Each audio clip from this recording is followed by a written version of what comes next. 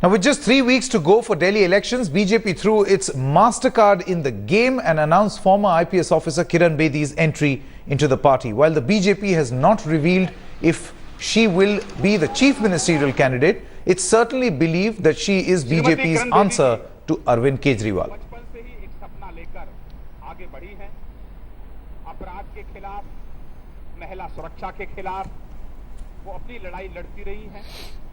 We are joined by Kiran Bedi at this point of time. Ma'am, the question to you is, you bring in so much of administrative experience with you. How is it that you're going to translate, if at all you come into the helm of Delhi elections, being the chief minister? Let the time come, then you'll see.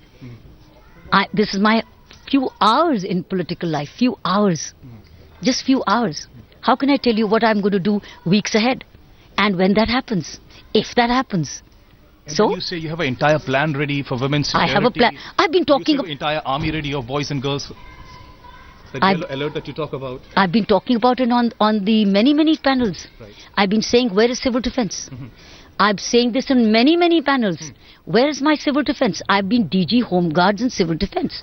I trained hundreds of young men and women as a yellow alert with a yellow jacket. And they were for social defense. So I've been asking in every plan, many channels.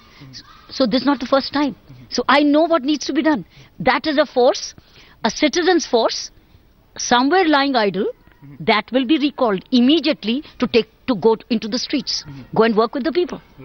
But as the party plans a grand welcome for the former cop, there seems to be a split already in the BJP over her role. From policing to activism to politics, Kiran Bedi has come a long way. Here's a look at the journey that Kiran Bedi undertook from becoming India's first woman IPS officer to finally entering active politics. She was India's first and highest-ranking female police officer who spent 35 years reforming policing and prison management. The feisty Kiran Bedi, who won the President's Award for single-handedly driving off sword-wielding demonstrators with just her baton, took her grit and courage from public service to activism.